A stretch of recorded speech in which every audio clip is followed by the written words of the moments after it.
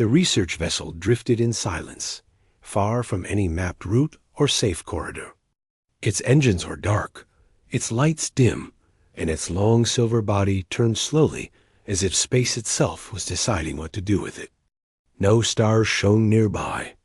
Only a dying star burned in the distance, weak and red, throwing thin light across cracked metal dot inside the ship. Captain Harin sat in the command chair. The chair no longer responded to touch. Power was too low for comfort features. The air was thin but stable, balanced at the lowest level that would keep them awake. Every breath felt measured, counted, and expensive. She looked at the status display, though she already knew what it would say. No propulsion. No jump drive. Life support holding for an estimated 41 hours. Communications offline, except for a short range. Emergency beacon that had already been judged useless. Harin did not curse or show anger. She had already spent those emotions days ago. Now she only felt a quiet pressure in her chest, heavy and steady, like gravity that never turned off. Engineer Duyan floated near an open panel, his hands moving slowly to save energy.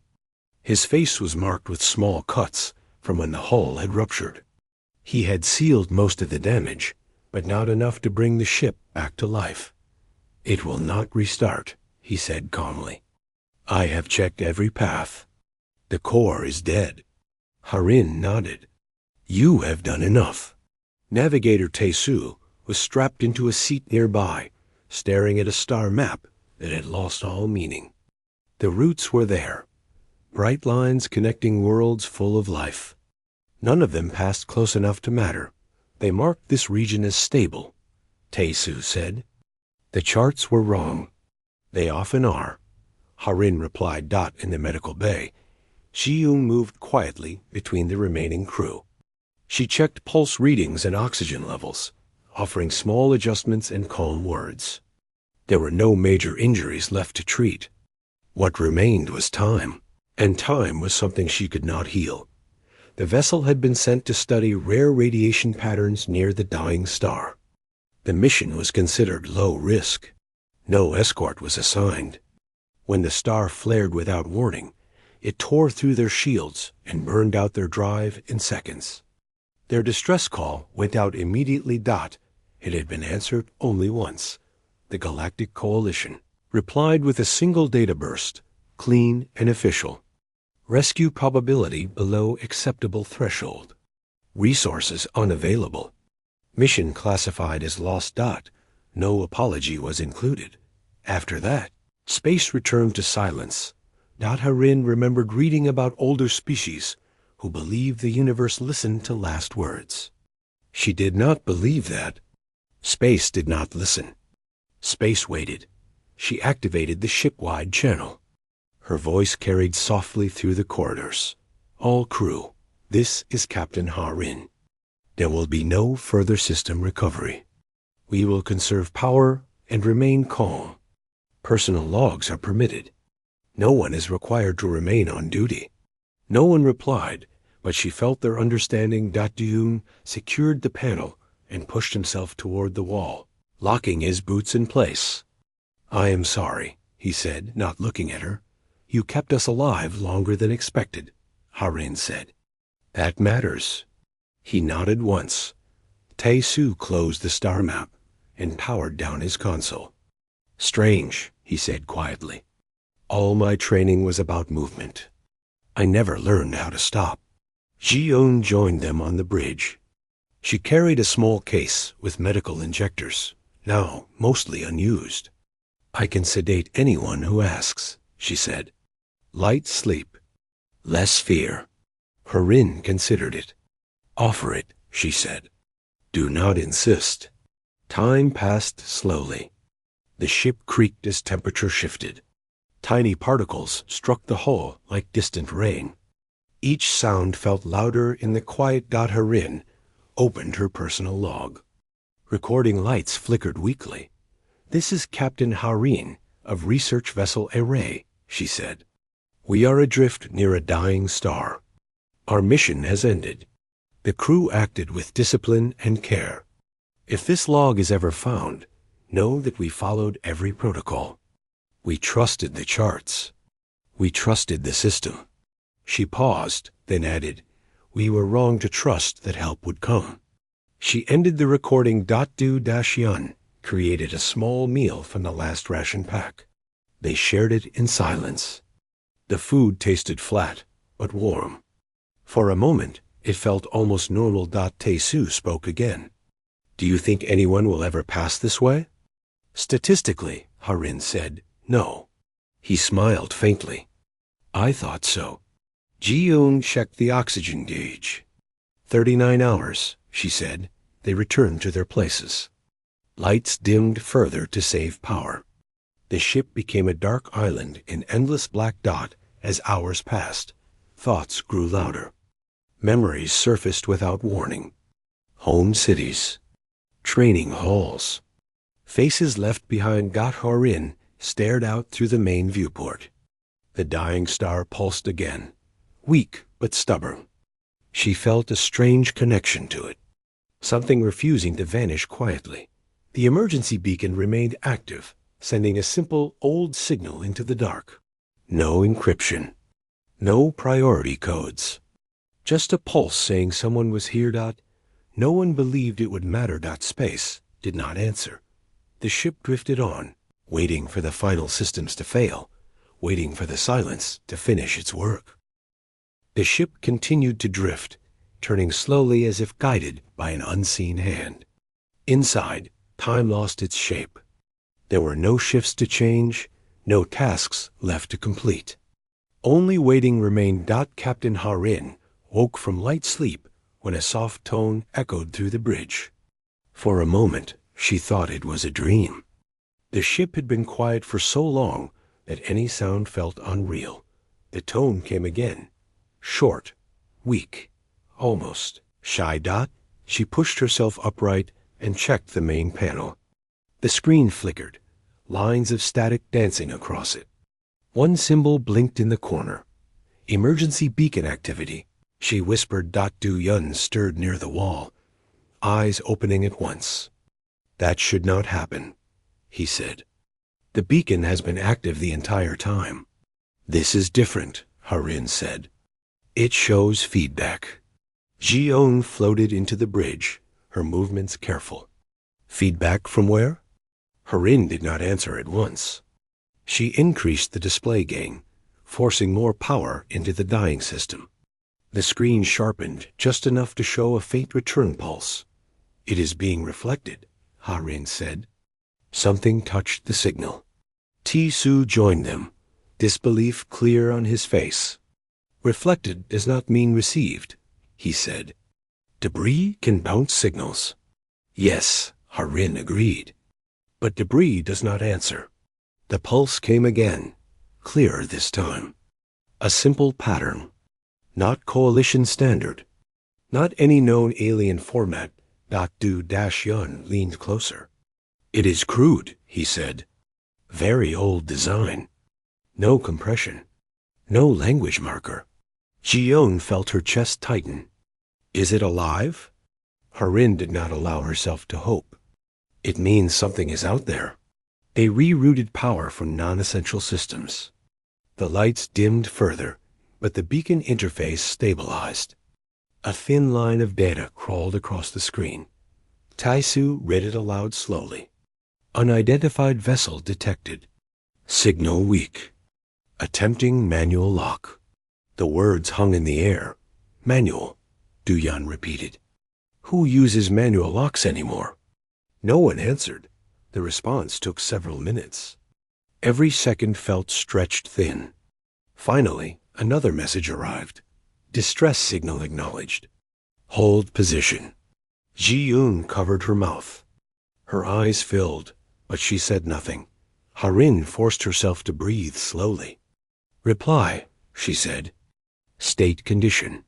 Hull damage. Life support critical." The message went out, riding the fragile pulse of the beacon. Then silence returned. Minutes passed. Then more. Tae-Soo began to shake his head. "They will not come," he said. This could be automated. Or a probe. Harin knew that fear. Hope was dangerous. It hurt more than despair when it failed. Then the sensors lit up. Mass spike? Du Yun said sharply. Very close. That is impossible, Tae-Su replied. No jump point exists here. Space in front of the viewport twisted not smoothly. Not cleanly. It tore open like strained fabric. Light bent the wrong way. A shockwave rippled across the hull, shaking loose dust and sending alarms screaming weakly back to life. Ji-yoon grabbed a rail to stay upright. What are they doing?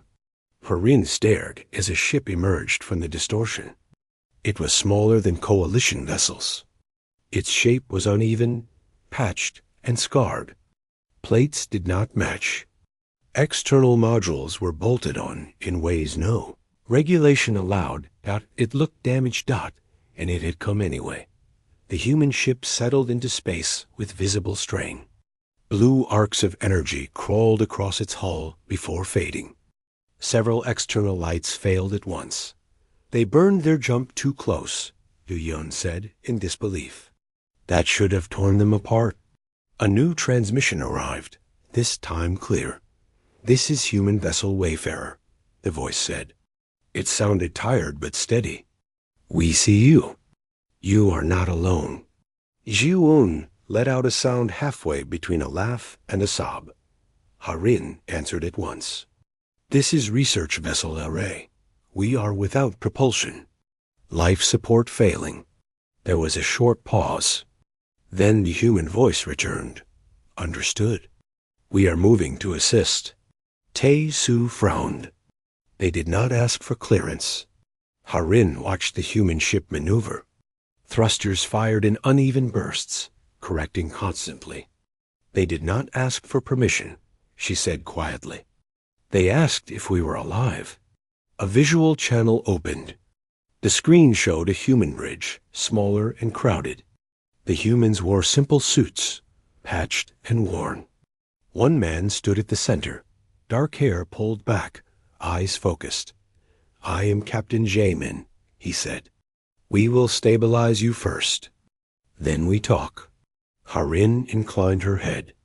I am Captain Harin. Thank you for answering.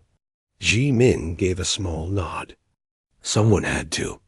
Human drones launched from the Wayfarer, moving fast and careless by coalition standards. One clipped debris and spun, then corrected itself and kept going. They do not fly clean. Tae-Su said. They fly determined, Du Yun replied. The first drone latched onto Era's hull. Power flowed through the connection, rough but strong.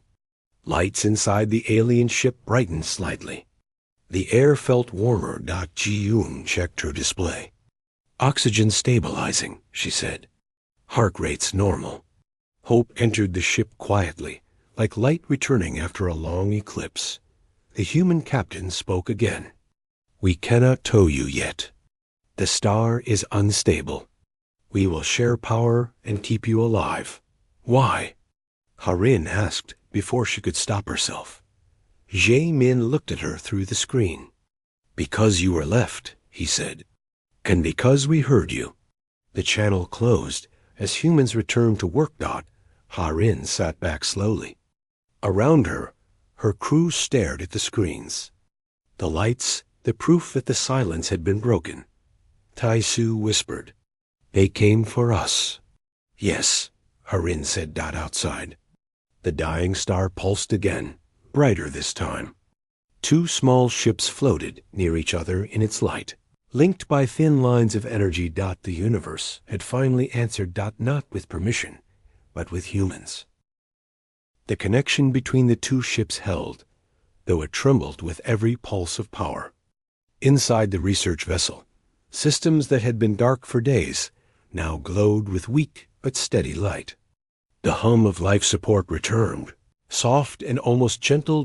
Captain Harin stood near the viewport, watching the human ship through reinforced glass. Up close, it looked even more damaged. Burn marks scarred its hull. Plates overlapped in strange ways, as if repaired many times by hand. It was not elegant. It was stubborn. Du Yun floated beside her, studying the power readings. Their energy flow is uneven, he said. It surges, then stabilizes. No automated smoothing. They control it manually, Harin said. That is dangerous. Yes. On the medical deck, Ji-yoon moved with new purpose. She adjusted oxygen levels, checked crew vitals, and secured loose equipment. The change in the air had lifted some of the weight from her chest, but fear still lived beneath it. She opened a channel to the human ship's medical bay. The image flickered, then showed a small room crowded with tools and cables. A human woman looked up from a console. "I am Su-ah," the woman said. "Pilot and secondary medic." "Secondary?" Ji-yoon repeated. Su-ah gave a tired smile. "Everyone is secondary to something on our ship." Ji-yoon found herself returning the smile. "I am Ji-yoon. Your power is stabilizing our patients." "Thank you." Su-ah nodded once. "Keep them breathing. We will keep the lights on."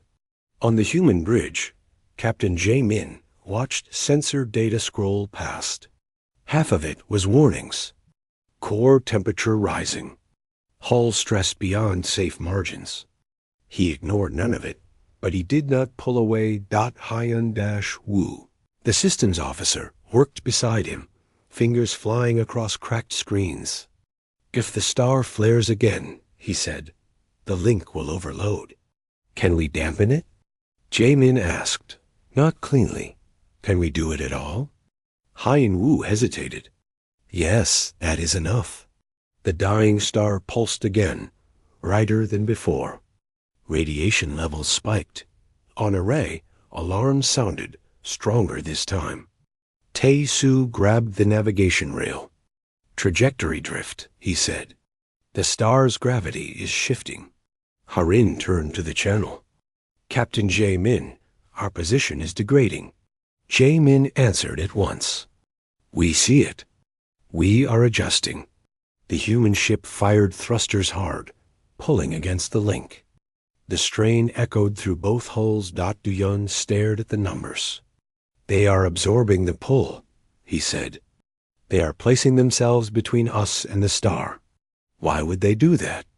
Tae-soo asked. Harin already knew the answer, but it still unsettled her. "They decided we matter." The link shuddered as another surge passed through. On the human ship, Mi-rae crawled into a narrow maintenance shaft near the power core. Heat pressed against her suit. Warning lights flashed red. "Mi-rae," Hyun-woo said overcomes, "you are too close." "I know," she replied. "If I am not, the flow will break." She reached the junction and locked her tools into place. Sparks flew as she rerouted energy by hand. The system screamed in protest, then steadied. On array, the lights stopped flickering. Ji-yoon felt the change immediately. Oxygen rose to safer levels. Heart monitors steadied. She closed her eyes for one long breath. "Something changed," she said into the channel. Su-ah answered, voice tight. "Yes, someone is burning for you." Another flare struck. This one was stronger. The human ship groaned. Hull plates warped.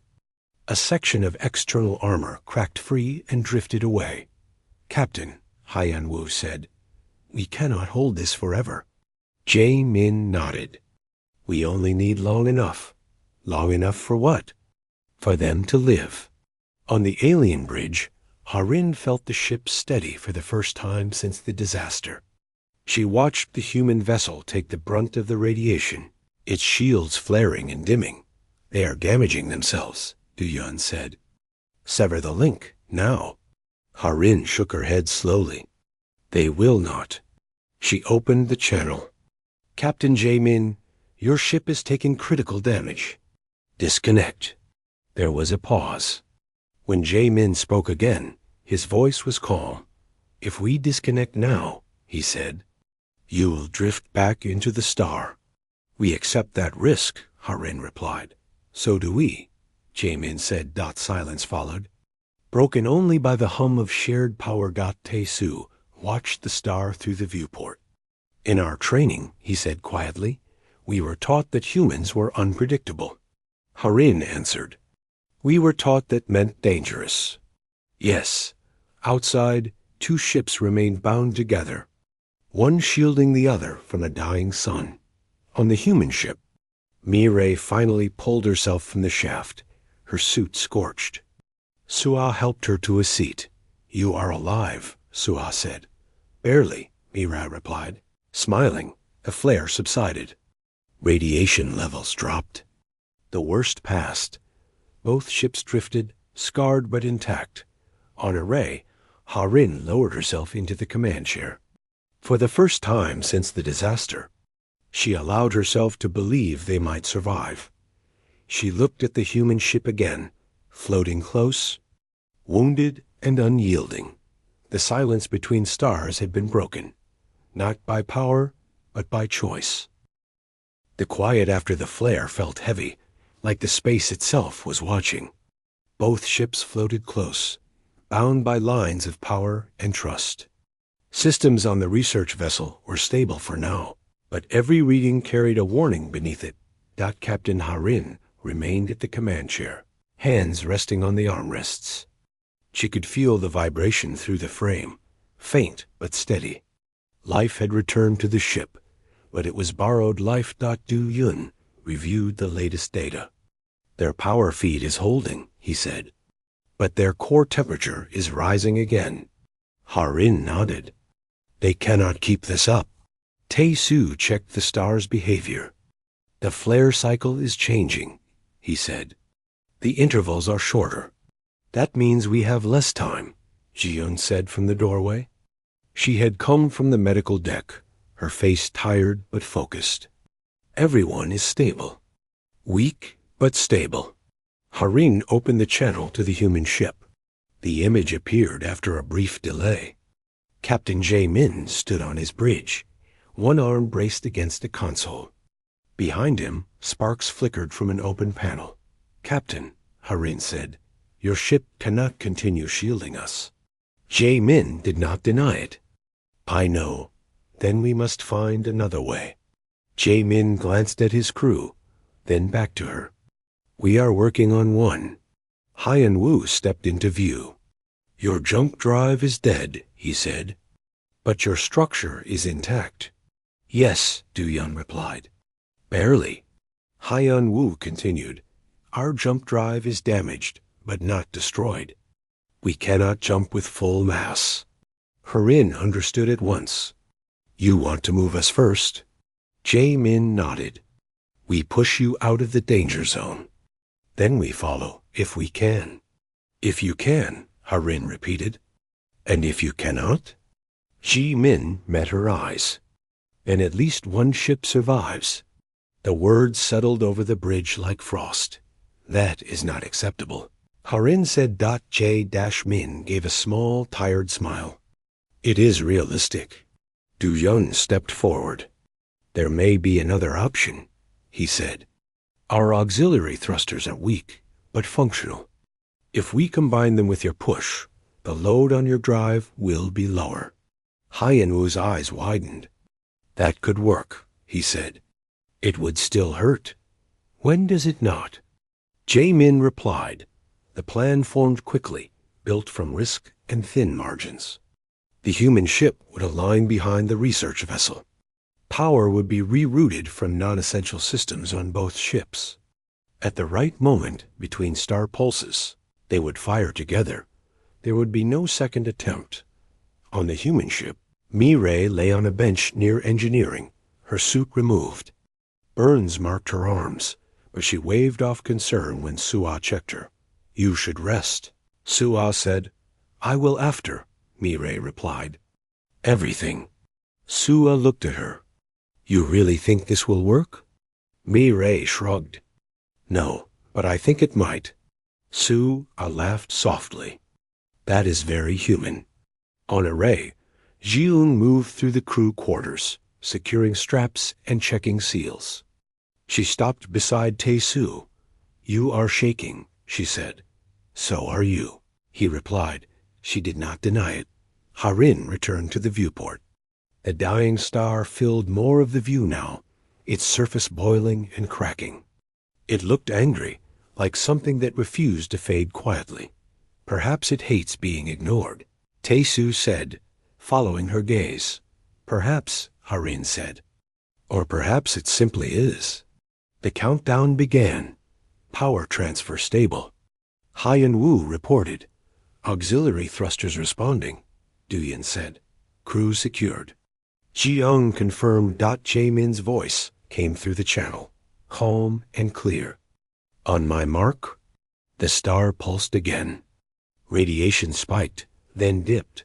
"Now," Jae-min said, "the human ship fired first." Its engines flared bright white, shaking the hull. A moment later, Era's thrusters answered, weak but determined.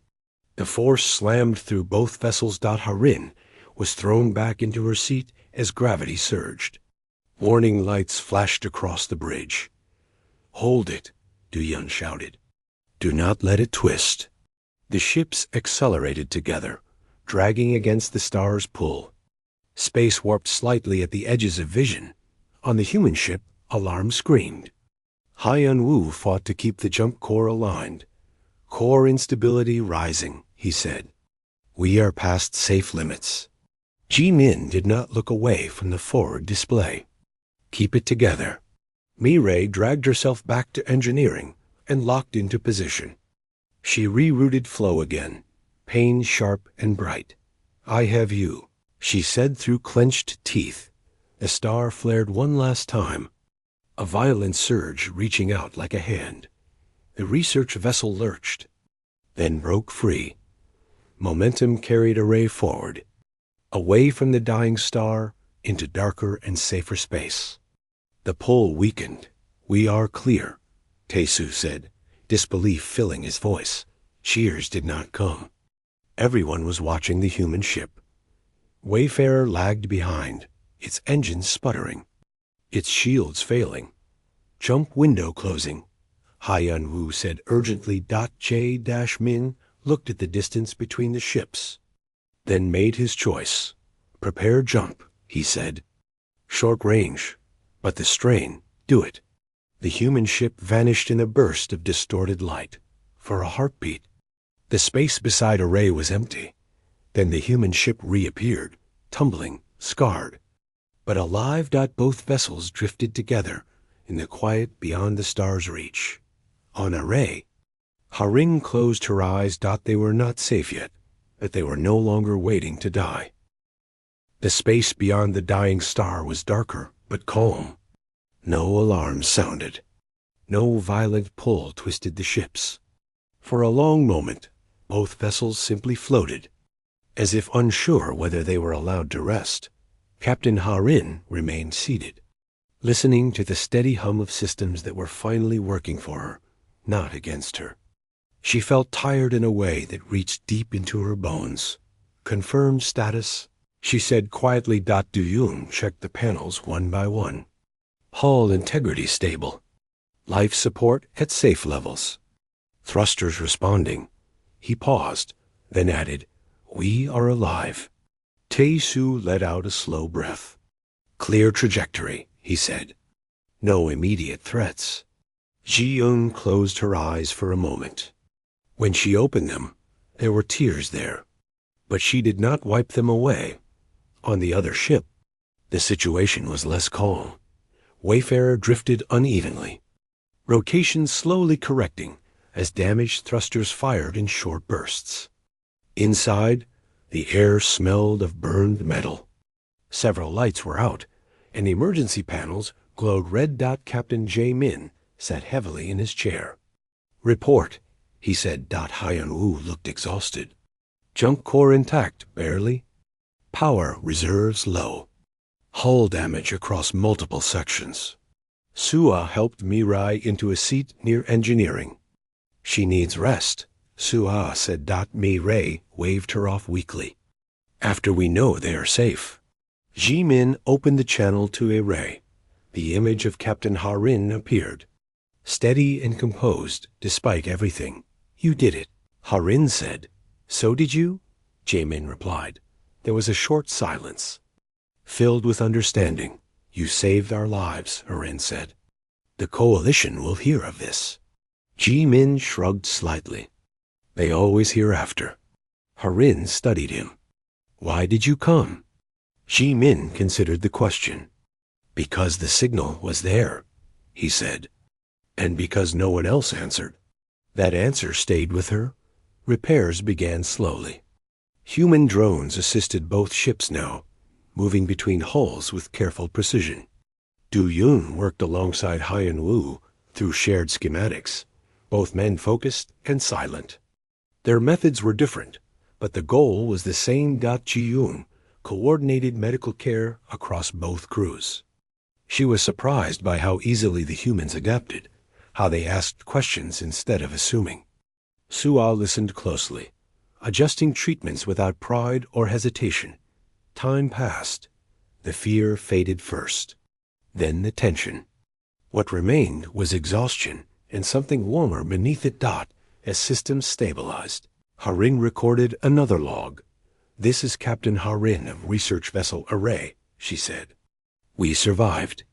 Not because of protocol or calculation, but because a human ship chose to act. They risked themselves without order or promise of reward." She paused, choosing her words carefully. "This encounter challenges our understanding of humans. They are not efficient. They are not careful by our standards. They are something else." She ended the recording. On the human ship, Jamin watched stars drift past the viewport. They were ordinary stars now, bright and distant, not threatening. Mireille approached slowly, leaning against a console. "We will need a station," she said. "A quiet one." Jamin smiled faintly. "We always do." A new message arrived, routed through repaired communications. It bore the mark of the Galactic Coalition. Harin read it first. The words were formal, careful, and cold. "Inquiry into incident. Assessment pending. Resources limited.